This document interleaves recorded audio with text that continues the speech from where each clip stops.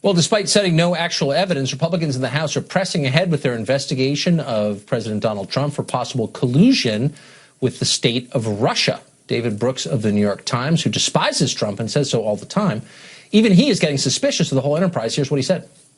I'm actually getting more uncomfortable with this whole deal, thinking that maybe we're getting a little ahead of ourselves. And I'm bothered by the lack of emerging evidence about the underlying crime, that there was actually collusion or coordination between the Trump White House. I'm just afraid we're being swallowed up by the politics of scandal when there's less and less evidence that they actually colluded. And maybe that'll come out, but so far it hasn't, and it bothers me.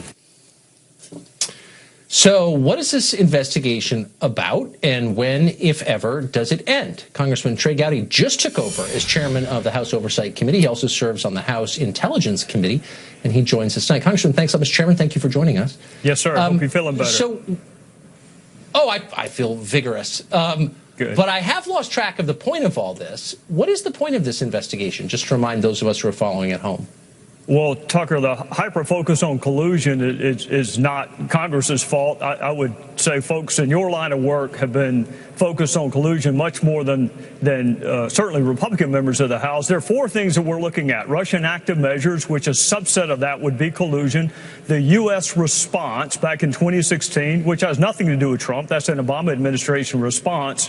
And then importantly, the leaks and the unmasking, which have everything to do with the reauthorization of certain surveillance programs. So there are four things that the House Intel Committee is looking at. One of those involves Russian active measures, and a subset of that would be collusion, not just between Mr. Trump and the Russians, but any American and the Russians. So the hyper-focus on collusion and conspiracy and coordination is not mine. I'm interested in all four tranches. When will we know what happened? When will this wrap up, do you think? When the last witness is interviewed, and that is a legitimate criticism. I was ready months ago. There are only 6 members of the House Intel Committee that are conducting the witness interviews. Only 6, so it's not the whole committee. I was ready 2 months ago to start interviewing witnesses. We are slowly beginning to do that. We have another one tomorrow. Our goal is to have this done in a perfect world before Labor Day. We've interviewed everyone, because keep in mind, if we don't interview every witness, then some skeptics are going to say the one witness you did not interview is the one that has all the knowledge. So you have to interview everyone, and then at the end you can discuss what evidence exists or does not exist. So you said a minute ago the press was keeping the idea of collusion at the forefront of the public consciousness, which is, of course, true. I think you've been responsible in your public statements on this.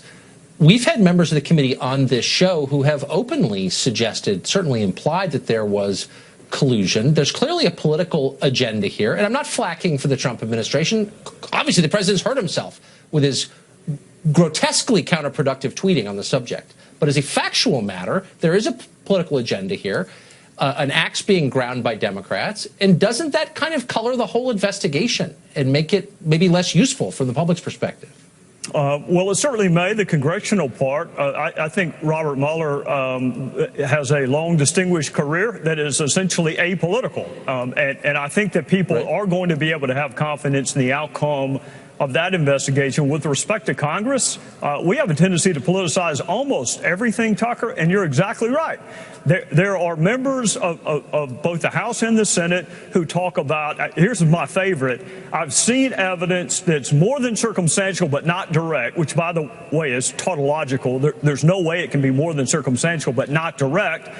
And then one of the members of the committee said this week that he has seen evidence. He can't tell us what it is. It's not beyond a reasonable doubt.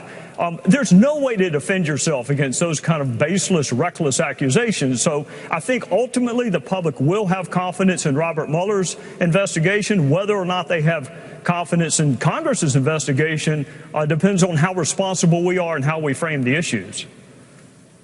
So you've just taken over the chairmanship from Jason Chaffetz.